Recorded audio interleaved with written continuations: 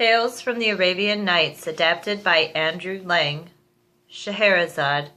In the chronicles of the ancient dynasty of the Sassanidai, who reigned for about 400 years from Persia to the borders of China, beyond the great river Ganges itself, we read the praises of one of the kings of the race, who is said to be the best monarch of his time.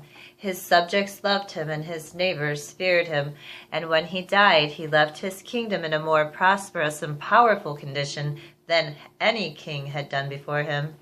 The two sons who survived him loved each other tenderly, and it was a real grief to the elder Shahryar that the laws of the empire forbade him to share his dominions with his brother Shah Zaman. Indeed, after 10 years, during which this state of things had not ceased to trouble him, Shahryar cut off the country of Great Tartary from the Persian Empire and made his brother king. Now the Sultan, Shahryar, had a wife whom he loved more than all the world, and his greatest happiness was to surround her with splendor and give her the finest dresses and the most beautiful jewels. It was, therefore, with the deepest shame and sorrow that he accidentally discovered, after several years, that she had deceived him completely, and her whole conduct turned out to have been so bad he felt himself obliged to carry out the law of the land and ordered the Grand Vizier to put her to death.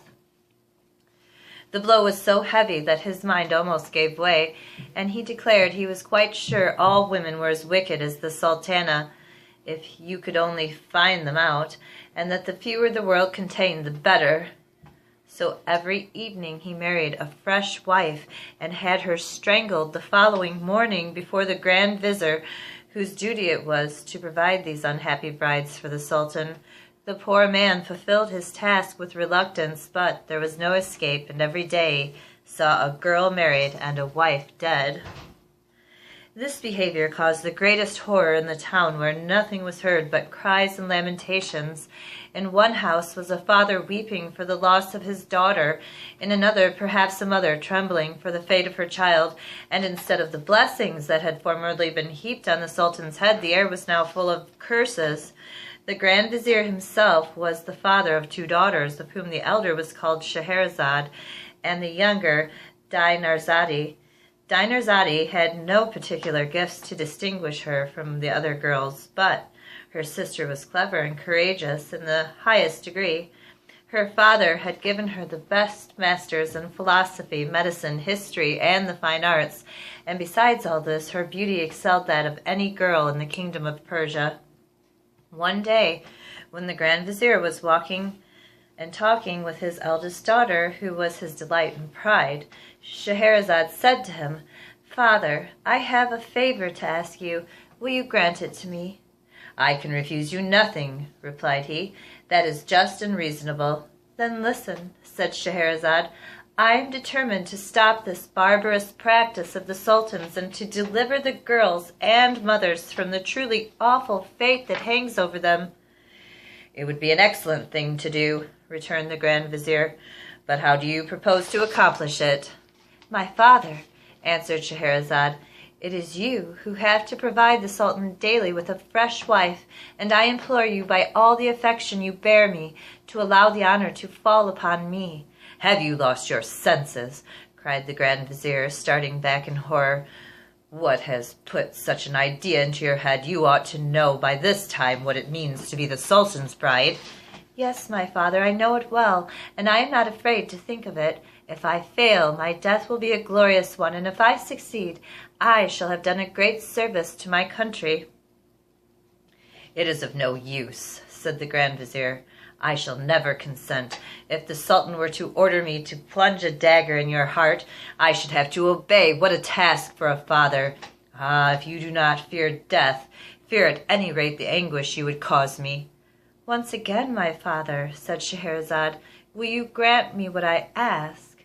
"Are you still so obstinate?" exclaimed the Grand Vizier. "Why are you so resolved upon your own ruin?" But the maiden absolutely refused to heed her father's words. At length, in despair, the Grand Vizier was obliged to give way, and went sadly to the palace to tell the Sultan that the following evening he would bring him Scheherazade. The Sultan received this news with the greatest astonishment. "How have you made up your mind," he asked, "to sacrifice your own daughter to me?" "Sire," answered the Grand Vizier, "it is her own wish. Even the sad fate that awaits her could not hold her back." "Let there be no mistake, Vizier," said the Sultan. "Remember, you will have to take her life yourself. If you refuse, your head shall pay forfeit." "Sire," returned the Vizier, "whatever the cost, I will obey you. Though a father, I am also your subject." So the Sultan told the Grand Vizier he might bring his daughter as soon as he liked. The Vizier took back his news to Scheherazade, who received it as if it had been the most pleasant thing in the world. She thanked her father warmly for yielding to her wishes, and seeing him still bowed down with grief, told him that she hoped he would never repent having allowed her to marry the Sultan. Then she went to prepare herself for the marriage, and begged that her sister Dinarzade should be sent for to speak to her. When they were alone, Scheherazade addressed her thus: "My dear sister, I want your help in a very important affair. My father is going to take me to the palace to celebrate my marriage with the Sultan. When His Highness receives me, I shall beg him as a last favor to let you sleep in our chamber, that I may have your company during the last night I am alive. If, as I hope, he grants me my wish, be sure that you wake me an hour before dawn and speak to me in these words: 'My sister, if you are not asleep, I beg you before the sun rises to tell me one of your charming stories.' Then I shall begin, and I hope by this means to deliver the people from the terror that reigns over them." Dinarzade replied that she would do with pleasure what her sister wished. When the usual hour arrived, the Grand Vizier conducted Scheherazade to the palace and left her alone with the Sultan, who bade her raise her veil and was amazed at her beauty. But seeing her eyes full of tears, he asked what was the matter. "Sire," replied Scheherazade, "I have a sister who loves me as tenderly as I love her. Grant me the favor of allowing her to sleep this night in the same room as is the last we shall be together." Shahryar consented to Scheherazade's petition, and Dinarzade was sent for. An hour before daybreak, Dinarzade awoke and exclaimed, as she had promised, "My dear sister, if you are not asleep, tell me, I pray, before the sun rises, one of your charming stories.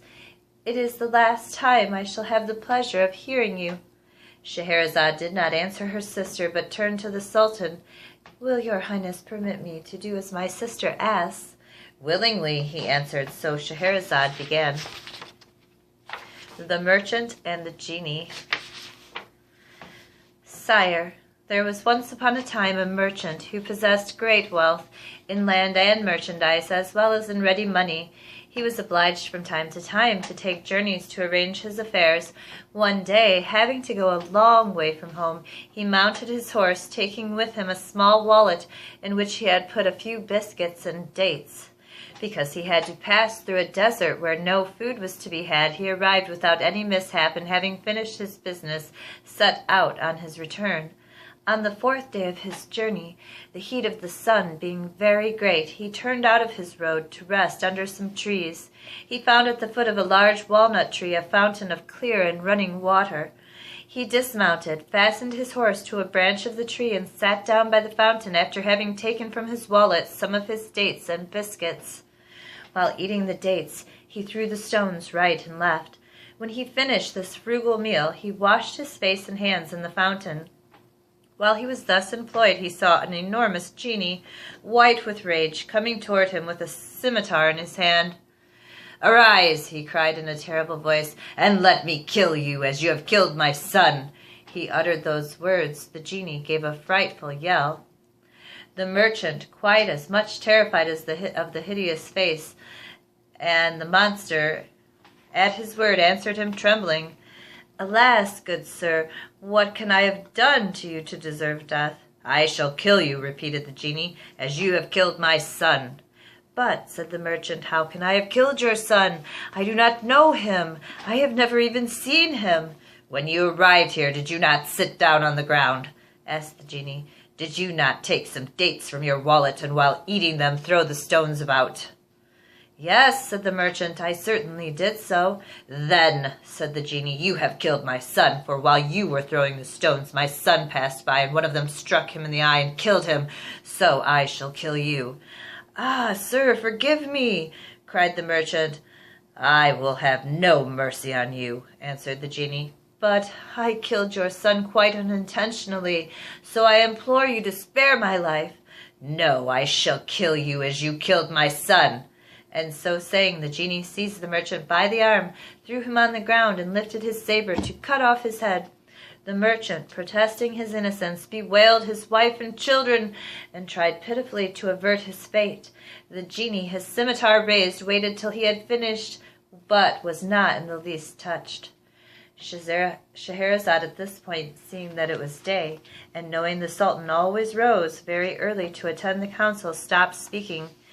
"Indeed, sister," said Dinarzade, "this is a wonderful story." "The rest is still more wonderful," replied Scheherazade, "and you would say so if the Sultan would allow me to live another day, and would give me leave to tell it to you the next night." Shahryar, who had been listening to Scheherazade with pleasure, said to himself, "I will wait till tomorrow. I can always have her killed when I have heard the end of her story." All this time the Grand Vizier was in a terrible state of anxiety, but he was much delighted when he saw the Sultan enter the council chamber without giving him the terrible command he was expecting. The next morning, before the day broke, Dinarzade said to her sister, "Dear sister, if you are awake, I pray you go on with your story." The Sultan did not wait for Scheherazade to ask his leave. "Finish the story of the genie and the merchant," said he. "I am curious to hear the end." So Scheherazade went on with the story. This happened every morning. The Sultana told a story, and the Sultan let her live to finish it. The Merchant and the Genie. When the merchant saw that the genie was determined to cut off his head, he said, "One word more, I entreat you. Grant me a little delay, just a short time to go home to bid my wife and children farewell and to make my will. When I have done this, I will come back here and you shall kill me." "But," said the genie, "if I grant you the delay you ask, I am afraid you will not come back." "I give you my word of honor," answered the merchant, "that I will come back without fail." "How long do you require?" asked the genie. "I ask you for a year's grace," replied the merchant. "I promise you that tomorrow, 12th month, I shall be waiting under these trees to give myself up to you." On this the genie left him near the fountain and disappeared. The merchant, having recovered from his fright, mounted his horse and went on his road. When he arrived home, his wife and children received him with the greatest joy, but instead of embracing them, he began to weep so bitterly that they soon guessed something terrible was the matter. "Tell us, I pray you," said his wife, "what has happened?" "Alas," answered her husband, "I have only a year to live." Then he told them what had passed between him and the genie, and how he had given his word to return at the end of a year to be killed. When they heard this sad news, they were in despair and wept much.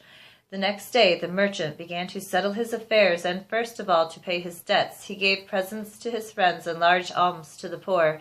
He set his slaves at liberty and provided for his wife and children. The years soon passed away, and he was obliged to depart. When he tried to say goodbye, he was quite overcome with grief, and with difficulty tore himself away. At length he reached the place where he had first seen the genie, on the very day he had appointed. He dismounted and sat down at the edge of the fountain, where he waited for the genie in terrible suspense. While he was thus waiting, an old man leading a hind came toward him. They greeted one another, and then the old man said to him, "May I ask, brother, what brought you to this desert place where there are so many evil genii about? To see these beautiful trees, one would imagine it was inhabited, but it is a dangerous place in which to stop long." The merchant told the old man why he was there. He listened in astonishment. "This is a most marvelous affair. I should like to be witness of your interview with the genie." So saying, he sat down by the merchant. While they were talking, another old man came up, followed by 2 black dogs. He greeted them and asked what they were doing in this place. The old man, who was leading the hind, told him the adventure of the merchant and the genie. The second old man, who had no sooner heard the story than he too decided to stay there to see what would happen. He sat down by the others and was talking when a third old man arrived. He asked why the merchant, who was with them, looked so sad. They told him the story, and he also resolved to see what would pass between the genie and the merchant, so he waited with the rest. They soon saw in the distance a thick smoke like a cloud of dust. This smoke came nearer and nearer, and then, all at once, it vanished, and they saw the genie, who, without speaking to them, approached the merchant sword in hand, and taking him by the arm, said, "Get up, and let me kill you as you killed my son." The merchant and the 3 old men began to weep and groan. Then the old man, leading the hind, threw himself at the monster's feet and said, "O Prince of the Genii, I beg of you to stay your fury and listen to me. I am going to tell you my story and that of the hind I have with me, and if you find it more marvelous than that of the merchant whom you are about to kill, I hope you will do away with a 3rd part of his punishment." The genie considered some time, and then he said, "Very well, I agree of this." The first old man.